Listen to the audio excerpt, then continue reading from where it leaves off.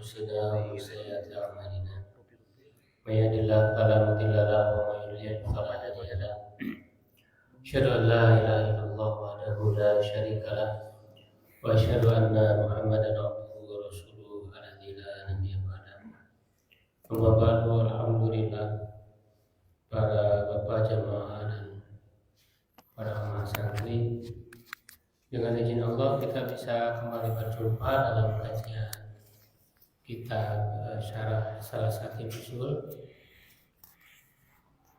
Di kesempatan kali ini kita melanjutkan di halaman 25, yaitu di perkataan penulis ya Syekh Muhammad bin Abdul Wahhab rahimahullah, wa dalilu qauluhu ta'ala wal asri innal insana lafi khusrin illa alladziina aamanu wa 'amilus shalihati wa tawashaw bil haqqi wa tawashaw bis sabr.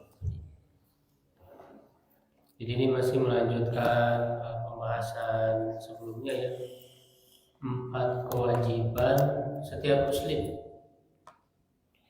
Ya, yaitu apa? Belajar ilmu, beramal, dakwah, berdakwah dan sabar. Bersabar. Dalilnya itu surat Al-Asr ini. Ini masih agak panjang lagi.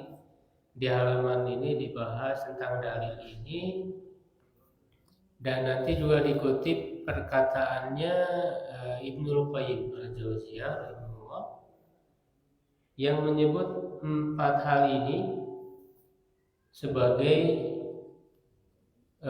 bagian dari jihad terhadap diri sendiri, jihadun nafsi. 4 tingkatan ini. Ya, kita baca dulu ya terlebih dahulu syarahnya. Silakan siapa? Ada. Yang qauluhu ya nomor 1.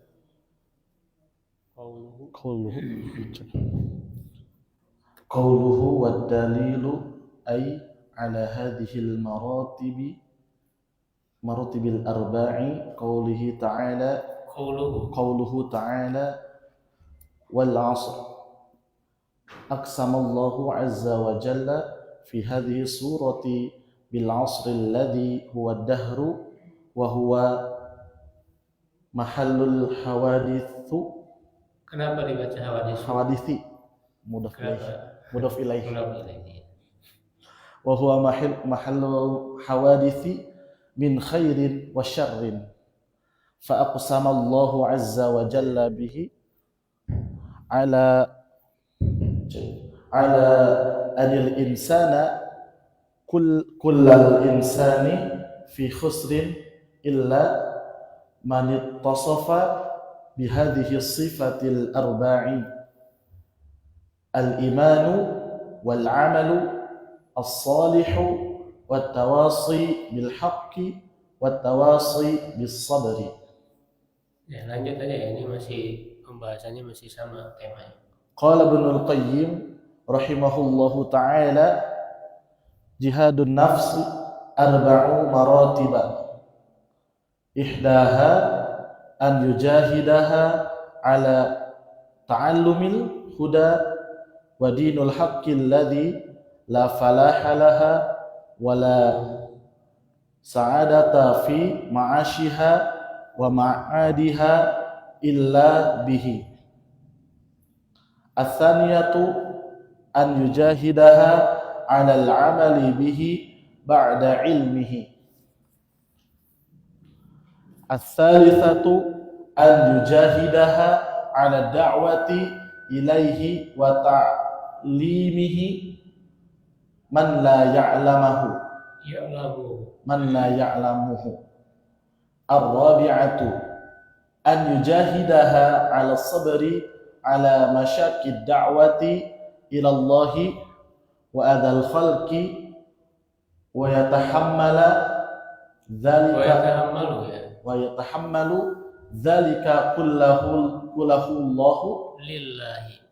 كله لله فإذا استكمل هذه المراتب الأربع فإذا استكمل هذه المراتب الأربعة صرا minar rabbaniyina.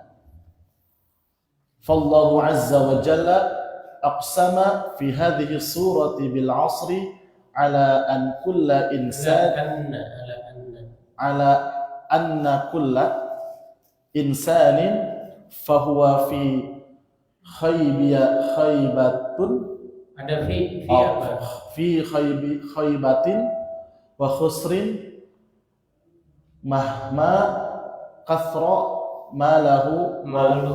maluhu wa waladuhu wa azamu qadruhu. Ini atopnya ke fiilnya. Jadi kan dibaca kathuro berarti wa azuma qadruhu wa syarafahu atau ke qadruhu wa syarfuhu illa min jam'i illa man jama'a hadhihi al-awsaful arba'atu hadhihi al-awsafal arba'ata. Ya, cukup. Nah, jadi dalil dari 4 tingkatan itu kata penulis rahimahullah, ya, qauluhu dan perkataan wa dalilu dan dalil ay ala hadhil maratibil arba'in, yaitu terhadap 4 tingkatan ini. Qauluhu ta'ala, yaitu firman Allah Ta'ala, wal asri, ya, demi waktu. Jadi 4 tingkatan itu termuat dalam surat Al-Asr ini. Pertama ilmu, di mana? Dikata apa? Ilmu di mana ini surat Al-Asr? Yang pertama belajar ilmu. Innal insana Dikata ilal ladzina amanu. Ya, wa asri innal insana lafi khusrin illal ladzina amanu. Demi waktu, sesungguhnya manusia itu benar-benar dalam kerugian kecuali orang-orang yang beriman. Iman itu tidak bisa sah atau dianggap orang tidak bisa beriman itu tanpa dasar ilmu. Ya, nggak bisa dalam Islam itu orang beriman ya hanya dengan ikut-ikutan, tidak paham, dengan tidak ngerti. Ya, orang menerima Islam karena dia ngerti bahwa ini agama yang benar. Berarti itu atas dasar ilmu. Jadi iman dalam Islam itu nggak bisa tanpa dasar ilmu. Jadi iman dan ilmu dalam Islam nggak bisa dipisahkan. Makanya keliru kalau orang mengatakan ya percaya aja, nggak usah dipikirin, nggak usah dirasionalkan. Ya, semua ajaran Islam, keyakinan Islam itu semuanya rasional. Makanya kalau kita baca ayat-ayat Quran, ya itu sangat banyak memuat dalil-dalil akal. Allah itu mengajak ke kita ya untuk berpikir menggunakan akal kita. Banyak sekali afala taqilun. Mengapa kalian tidak berpikir? Afala tatafakkaru dan sebagainya.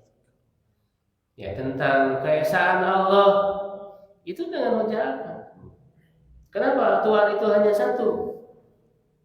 Ya, kalaulah di alam ini ada banyak Tuhan, walau kanat pihak alihatun la fasadata. Ya, kalau di alam ini ada banyak Tuhan, maka niscaya langit dan bumi ini akan rusak, akan hancur, karena masing-masing Tuhan akan berebut mengambil kekuasaannya.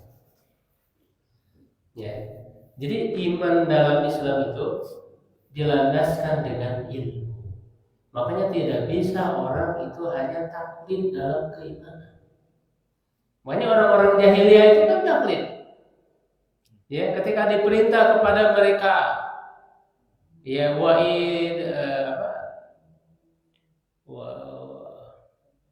apa ayatnya itu? Ya, ittabi'u ma anzalallah. Ya. Ketika dikatakan kepada mereka saya lupa awalnya. Kalau mereka mengatakan Bal nattabi'u ma alfaina alaihi aba. Ya, ketika disuruh ikuti apa yang Allah turunkan kepada kalian, mereka mengatakan kami hanya mengikuti apa yang terdahulu dari nenek moyang kami. Cuma taklid aja. Nenek moyang leluhur kami begini, ya sudah kami ikuti saja. Itu kan taklid. Walau kana abahum la yaqiluna syai'aw wa la yahtadun. Walaupun nenek moyang mereka itu tidak memahami sedikit pun dan tidak mendapat petunjuk. Jadi iman dalam Islam itu harus atas dasar ilmu, tidak bisa cuma taklid ikut-ikutan karena orang tua saya Islam ya saya juga ikut Islam. Nggak bisa, harus dengan kesadaran. Nah sehingga illal ladzina amanu di situ itu membuat ilmu. Ya makanya fa'lam annahu la ilaha illallah. Ilmui dulu, ya kan, bahwa dia tidak ada Tuhan selain Allah. Nah jadi yang pertama itu di situ dari illal ladzina amanu itu adalah ilmu, belajar ilmu. Wa amilus shalihat amal. Wa tawassaw bil haqqi dakwah. Tawassaw dalam kebenaran. Wa tawassaw bis sabri sabar itu. Ini dasarnya surat Al-Asr. Ya aqsamallahu azza wa jalla fi hadhihi surati bil asri. Allah azza wa jalla bersumpah dalam surat ini dengan waktu. Asar itu kan asalnya waktu asar. Ya, kenapa di sini ditampilkan asr gitu. Waktu itu kan banyak ya, ada waktu azan. Waktu sendiri bahasa Arab. Waktu itu waktu bahasa Arab. Kenapa tidak dikatakan wal waktu atau zaman? Zaman itu juga bahasa Arab. Jadi banyak bahasa Arab itu bahasa yang paling kaya. Satu kata bisa banyak lafaz. Ketika Allah memilih suatu lafaz dalam Al-Quran, ya itu mengandung hikmah. Ada rahasianya, bisa digali melalui ilmu bahasa Arab. Ya, kenapa disebut al-asr? Asar ini kan lebih identik ke waktu asar ya. Ya sebenarnya ada hikmah. Jadi waktu sekarang ini itu ibarat waktu asar yang namanya waktu asar itu sudah dekat dengan waktu apa? Maghrib. Sudah dekat dengan waktu malam. Artinya waktu yang ini kan turun ke Nabi Muhammad yang merupakan Nabi akhir zaman. Ya, akhirnya artinya ini waktunya sudah sedikit, tinggal sedikit lagi ibarat waktu asar ke maghrib. Ya, yang akan dijalani oleh manusia ini. Nggak lama lagi, ya menuju ke hari kiamat. Jadi supaya jadi perhatian, ya, bahwa waktu yang Allah berikan ini tinggal sedikit lagi. Ini sudah akhir zaman, maka menggunakan wal asri tidak dengan lafaz yang lain. Agar kita ingat ini sudah asar, sebentar lagi mau maghrib. Makanya Rasul kan ketika menyebutkan tentang kiamat, ya Rasul mengisyaratkan dengan apa? Ana wasa'ah, saya dengan hari kiamat itu kahata ini. Seperti dua jari ini, apa maknanya? Dekat. Ada yang tahu maknanya nggak? Seperti dua jari. Sangat dekat. Dekatnya gimana? Karena ngerendeng gitu. Jadi terunjuk dari jari tengah. Itu kan ternyata ibaratnya dua jari ini menunjukkan waktunya sudah dekat. Ya, bukan dekat ngerendeng begini, bukan. Tapi sisa ini. Ya, panjang jari telunjuk dengan jari tengah kan beda sedikit segini. Artinya waktu yang sudah dialami oleh manusia ya sejak diciptakan itu sudah lewat ini. Ini gambaran waktu sebelumnya, ya, waktu yang sudah lalu. Nah di sini ini yang akhir telunjuk ini adalah diutusnya Nabi Muhammad. Saya dan kiamat itu di sini. Ya jadi dibandingkan dengan masa yang sebelumnya yang yang panjang yang sudah berlalu, ya, dengan Nabi Muhammad dibandingkan dengan kiamat itu tinggal segini lagi sisa waktu itu. Ya, makanya dengan diutusnya Nabi Muhammad saja itu sudah sebagai tanda kiamat. Ya, salah satu tanda kiamat itu diutusnya Nabi. Nah, sekarang kita dengan Nabi kan jauh, ya kan? Berarti sudah sangat dekat sekali. Jadi ini agar kita perhatian terhadap waktu, bahwa waktu kita tidak banyak. Mau apa lagi dicari gitu, ya. Itu makanya kita harus banyak memberikan waktu, perhatian untuk akhirat kita. Ya. Alladzi huwa dahru, yang ia merupakan dahru waktu. Asli itu al-waktu, apa dahru? Wa huwa mahallul hawadis. Dan dia adalah tempat, ya, atau tempat lah ya. Hawadisi, kejadian-kejadian min khairin wa syarrin, dari kebaikan dan keburukan. Jadi maksudnya waktu itu ibarat wadah, ibarat tempat yang diisi dengan kejadian-kejadian, baik itu yang baik atau yang buruk. Ya. Fa aqsamallahu azza wa jalla bihi, maka Allah bersumpah azza wa jalla dengannya, ala annal insana, bahwa manusia, kullal insana, semua manusia. Nah, jadi ketika disebutkan innal insana, sesungguhnya manusia itu semuanya, bukan manusia tertentu. Ya, makanya kalau belajar bahasa Arab itu memahami ayat itu lebih dalam lagi. Ya, di situ kan ada alif lam ya, al-insan. Nanti dipelajari dalam ilmu nahwu, dalam ilmu balaghah. Itu perangkat wajib kalau orang mau mentafsirkan Al-Qur'an. Ya, ada orang tafsir Quran nggak pakai ilmu alat ini. Ya. Pakai pikiran dia sendiri, pakai perasaan ini kayaknya begini. Sampai kan ada yang viral itu, siapa namanya, yang ngartiin Al-Qari'ah dengan pembaca perempuan. Oh iya, Kori. Itu udah nggak ngerti sama sekali bahasa. Dia nggak bisa membedakan hamzah dan ain. Ya, kalau pembaca perempuan itu pakai hamzah al-qari'ah. Ya kan? Kalau di sini kan pakai ain al-qari'ah. Al-qari'ah itu dari kata qara'a, yaqra'u, artinya mengetuk. Dia adalah salah satu nama hari kiamat. Kiamat itu banyak namanya dengan dilihat dari sifat-sifatnya yang sangat dahsyat. Di antaranya mengetuk. Kenapa disebut mengetuk? Karena dia suara sangat keras, mengetuk telinga orang sampai ketika mendengar itu hancur pendengaran. Itu kan contoh orang nggak ngerti bahasa Arab. Makanya hati-hati menjelasin Quran, harus ada dasar ilmu bahasa Arabnya, harus ngerti ilmu nahwu, ilmu sharaf, ilmu balaghah. Nah, dalam ilmu nahwu, ilmu balaghah misalnya alif lam itu ada macamnya. Ya, ada lil ahdi, ada lil jinsi, ada lil istighraq. Ya, lil ahdi itu sudah diketahui, dia ada 3, ada zikri karena sudah disebutkan sebelumnya. Ya, sebelumnya itu menyebut seorang lelaki misalnya Ahmad. Lalu setelah itu katakan ar-rajulu, lelaki itu yang mana, yang sudah disebutkan tadi. Itu ada ahli zihni karena sudah dipahami oleh akal. Ketika di Quran disebut an-nar,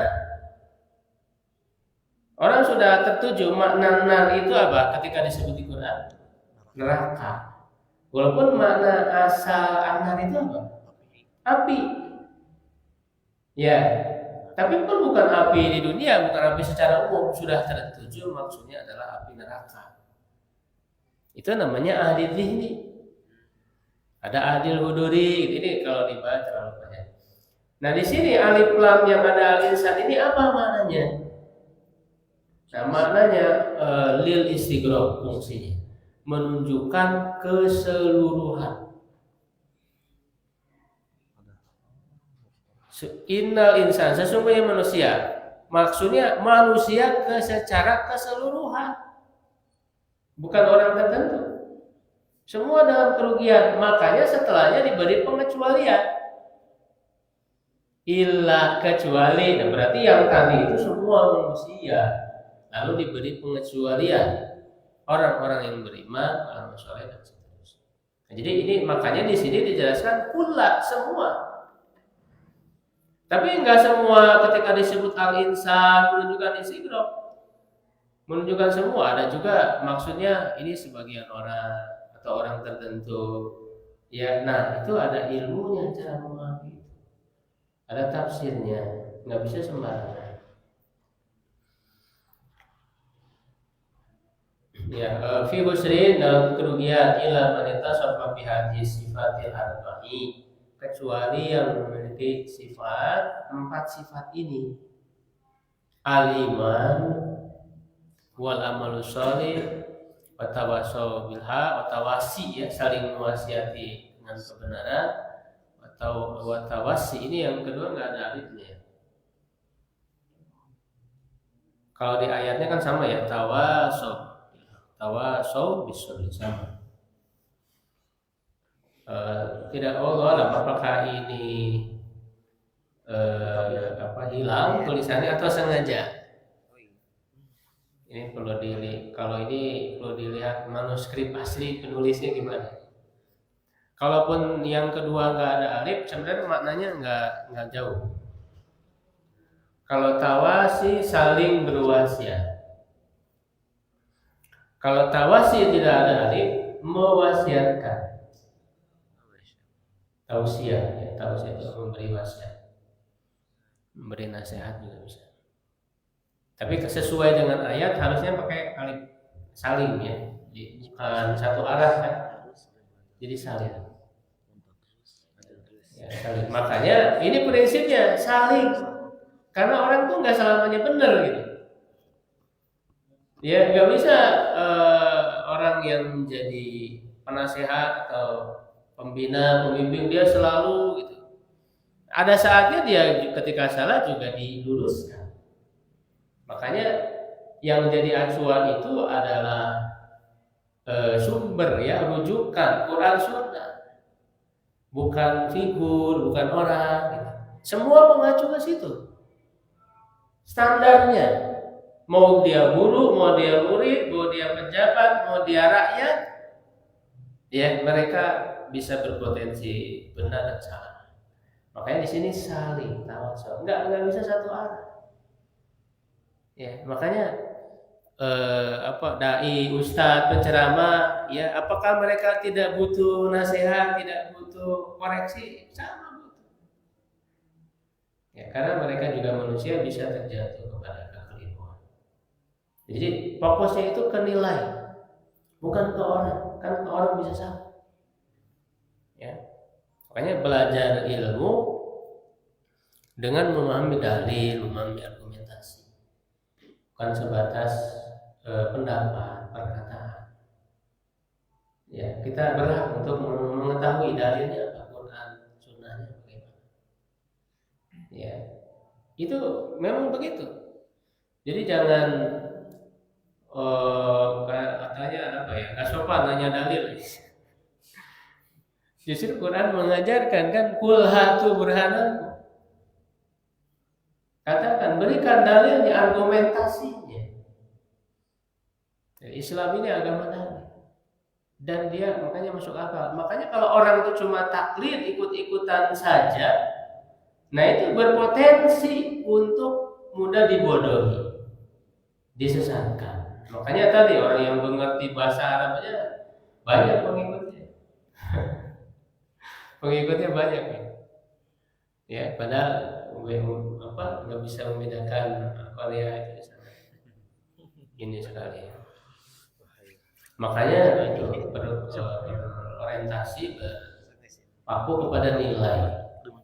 Ya, sehingga saling pejabat nggak selamanya benar, ya rakyat nggak selamanya benar. Harus lihat pada nilai kebenaran. Gitu. Kadang kan ada orang yang anti pemerintah itu pokoknya pemerintah semua salah. Ya, nggak boleh gitu. Kita harus melihat secara adil. Ya, secara fair, secara adil menempatkan. Kalau benar kita katakan benar dari manapun. Ya, itu mahasiswa yang demo seakan-akan selamanya benar, ya tidak juga. Gitu. Ya bisa saja mereka keliru. Nah kemudian Ibnu Qayyim yang menyebutkan, qala Ibnu Qayyim rahimahullah taala, jihadun nafsi arba'u maratib. Ini jihad terhadap diri. Ya ada 4 tingkatan. Itu yang ini tadi. Ihdaha yang pertama an yujahidaha ala ta'allumil huda. Berjihad ya. Nah, jadi jihad itu kan ternyata bukan hanya di medan perang saja. Bukan melawan orang kafir saja musuh. Ya, tapi juga melawan diri sendiri. Berjihad terhadap diri sendiri. Apa yang harus dilakukan? 4 hal ini. Yang pertama berjihad untuk mempelajari petunjuk wa dinil haqqi dan agama yang benar, alladzi la falaha laha, ya yang tidak ada kemenangan padanya, wala sa'adata fi ma'asyiha, dan tidak ada kebahagiaan dalam kehidupannya. Ya, nyahnya ini kembali ke nafsi, ke jiwa tadi. Ya, wa ma'adiha, dan di tempat kembalinya maksudnya di akhirat, illa bihi, kecuali dengannya, maksudnya dengan mempelajari petunjuk tadi. Ya. Jadi belajar itu butuh jihad ya. Jihad itu kan mengerahkan segala kemampuan. Itu jihad. Sungguh-sungguh. Yang kedua, asaniyatu an yujahidaha 'alal amali bihi ba'da ilmi. Ya, dia berjihad ya melawan dirinya untuk beramal ya dengannya, dengan petunjuk tadi setelah dia memiliki ilmunya. Ba'da ilmi. Ini enggak terlalu panjang kita jelaskan karena sudah banyak berulang ya di pertemuan penjelasan. Asal satu yang ketiga, an yujahidaha ala da'wati ilaihi. Berjihad terhadap diri ya untuk berdakwah kepada petunjuk tadi dan agama yang benar. Wa ta'limihi, dan mengajarkannya man la ya'lamuhu, kepada orang yang tidak mengetahuinya.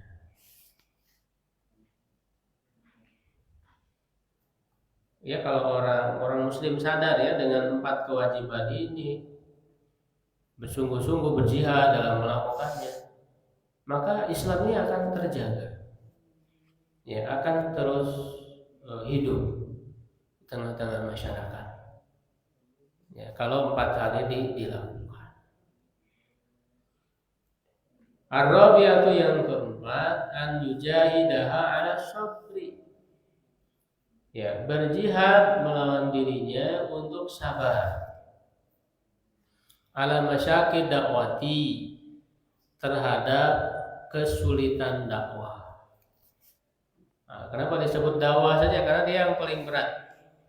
Sebenarnya dalam berjihad untuk belajar juga butuh sabar. Mengamalkan juga butuh sabar. Nah, apalagi dakwah. Kalau dakwah ini tantangannya bukan hanya dalam diri pribadi, tapi juga sudah dari luar.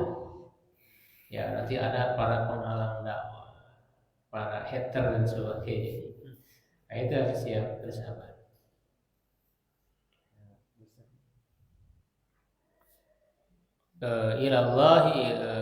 Ilallah kepada Allah, wa adal halqi, dan gangguan dari makhluk. Wa yatahammalu dzalika kullahu lillahi. Dan memikul itu semuanya untuk Allah, karena Allah. Ya. Gitu. Jadi karena tujuan kita adalah Allah, maka insya Allah seberat apapun cobaan, halangan itu akan terasa kecil ya. Karena Allah, karena kita memiliki Allah yang Maha Besar. Makanya kan ketika Rasul dakwah itu dibekali di surat Al-Mudaththir. Itu prinsip-prinsip dasar dakwah ya yang harus kita pahami. Ya Al-Mudaththir, ya qum fa'andzir, wa rabbaka fakabbir. Bangkit beri peringatan dan Tuhanmu agungkan. Ini kuncinya kita mengagungkan Tuhan. Jangan mengagungkan diri. Kadang orang dakwah itu bukan mengagungkan Allah, bukan mengajak ke jalan Allah. Ya, mengajak ke jalan dirinya agar banyak pengikut, agar orang ngopen ke dia. Itu keliru. Udah salah niat di awal. Dakwah itu ila Allah, ila sabili rabbi. Ya, bukan ila nafsi. Bukan ke diri. Gitu. Makanya para ulama dulu itu sangat-sangat waspada terhadap popularitas. Walaupun kan pada akhirnya mereka terkenal juga gitu kan. Imam Syafi'i dan sebagainya, para ulama. Mereka sangat waspada dari popularitas. Sampai Imam Syafi'i itu mengatakan, saya itu ingin orang bisa mendapatkan ilmu dari saya tanpa mengetahui saya. Tanpa mengetahui yang menyampaikannya, yang penting ilmunya nyampe ke mereka. Ya, itu saking takutnya dengan popularitas. Kenapa? Karena itu fitnah besar. Popularitas itu. Maka tadi ketika sudah di zona nyaman, ya sudah berada di atas ya angin lah gitu ya istilahnya. Sudah banyak pengikut. Ketika ada kekeliruan, dikoreksi, itu sulit menerima. Ya kan? Sulit menerima, ada gengsi gitu kan. Kalau orang sudah itu fitnah popularitas. Ya kalau ada yang nanya, kadang tergesa-gesa menjawab. Karena nanti kalau mengatakan nggak tahu itu gengsi malu gitu. Sehingga banyak itu tergesa-gesa. Apalagi jadwal sudah padat, nggak ada lagi sempat untuk menelaah dulu, mengkaji dulu, membaca kitab dan sebagainya. Nah ini hati-hati. Dakwah itu harus dengan ilmu, dengan basirah, tidak boleh sembarang. Apalagi berkenaan dengan masalah hukum. Ya, harus kaji dulu sumbernya yang meyakinkan, dikaji dalil-dalilnya seperti apa. Perbedaan pendapat para ulama bagaimana, lo diambil kesimpulan yang mana yang dianggap lebih kuat dan sebagainya. Ya, jangan tergesa-gesa dalam menjawab masalah hukum. Makanya para ulama dulu itu sudah memberikan contoh. Ya, bahkan menjadi prinsip mengatakanlah adri, saya tidak tahu, itu bagian dari ilmu. Para ulama itu enggak gengsi. Ulama-ulama besar, misalnya Imam Malik rahimahullah, ketika beliau ditanya dengan 40 pertanyaan, ya, kebanyakan dijawab dengan la adri. Hanya 4 saja yang beliau jawab dari 40 pertanyaan. Yang 36-nya itu beliau jawab saya tidak tahu, tidak tahu. Artinya butuh waktu untuk menelaah dulu. Ya. Nah ini kan ustaz-ustaz yang sudah terkenal banyak jobnya udah sulit gitu ya. Waktu untuk menelaah. Kadang-kadang spontanitas secara cepat. Makanya sebelum kita jadi tokoh, ya harus tafakuh dulu. Ya, harus tafakuh dulu. Makanya kan terkenal perkataan Mbah bin Uthaymin, tafaqahu qabla an tusawwadu. Tafakuh dulu, fahami agama ini dengan sungguh-sungguh, dengan maksimal sebelum kalian jadi tokoh. Ya, sebelum kalian jadi penceramah ataupun pemuka agama dan sebagainya. Fa idza istakmala hadhil maratibul arba'a, maratiba ya, arba'a. Apabila telah sempurna 4 tingkatan ini, sara minar rabbani, maka dia menjadi rabbani, hamba yang rabbani. Ya, rabbani itu artinya yang terikat dengan Rabb, dari kata Rabb ya. Itu yang dekat dengan Rabb, dengan Allah Subhanahu wa taala. Fallahu azza wa jalla aqsama fi hadhihi surah bil asri ala anna insan ana kullu insanin fa huwa fi ghaibatin musrid mahma kathara maluhu wa waladuhu. Nah, Allah bersumpah di surat ini dengan waktu bahwa semua manusia itu dalam kegagalan dan kerugian. Meskipun hartanya banyak, anaknya banyak, kedudukannya besar, kemuliaannya besar, ya, kecuali yang bisa menggabungkan 4 sifat ini. Ya, dua yang pertama ya tadi ya, iman wa yashmulu kullama yuqarribu ila Allah ta'ala min i'tiqad musayyin wa ilmin nafi. Iman yang mencakup semua yang mendekatkan kepada Allah Ta'ala dari akidah yang benar dan ilmu yang bermanfaat.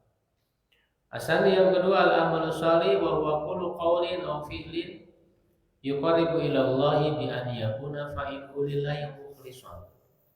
Amal soleh yaitu setiap perkataan, perbuatan yang mendekatkan kepada Allah dan dengan pelakunya itu ikhlas karena Allah dan mengikuti Nabi Muhammad. Ini syarat sahnya amal. 2 ataupun 3 ya. 3 itu yang dasar, yaitu iman dulu, beriman. Orang baru bisa sah amal solehnya kalau dia sudah beriman, sudah masuk Islam. Makanya kalau ada orang Muslim, Kristen, sholat misalnya, yang nggak diterima kan dia belum masuk Islam. Syaratnya iman dulu. Yang kedua, ikhlas karena Allah niatnya. Yang ketiga, tata caranya harus mengikuti syariat. Nah, makanya disinilah ada yang disebut bid'ah. Ya, mengamalkan suatu amalan tanpa ada dasar syariatnya. Yang memperingati bid'ah itu Nabi. Ya, kita jangan alergi dengan kata-kata bid'ah. Justru kita harus berhati-hati melakukan amalnya benar nggak ada dasarnya dari Nabi. Jadi amal ibadah dalam Islam itu nggak cukup cuma niat. Niat saya kan baik buat ibadah. Ibadah dalam Islam bukan hanya niat, tapi caranya sesuai syariat atau tidak. Sholat ada ketentuannya, ada waktunya berapa rakaat, kan nggak bisa sembarang. Ya, zikir, makanya kita harus hati-hati nih. Di Indonesia ini banyak orang yang membuat-buat amalan. Ya, disangkanya Islam ini nggak sempurna, jadi perlu ditambah-tambahin. Buat puasa sendiri, gitu. Padahal puasa yang disyariatkan sudah cukup. Ya, zikir sendiri ditambah dengan joget-joget, nari-nari ya, mutar dan sebagainya. Itu enggak ada dasar syariat.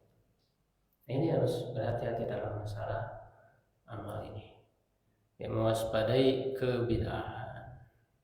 Rasul sudah sangat keras mewanti-wanti masalah bid'ah ini. Karena orang melakukan bid'ah itu enggak akan diterima. Itu jelas di dalam hadis.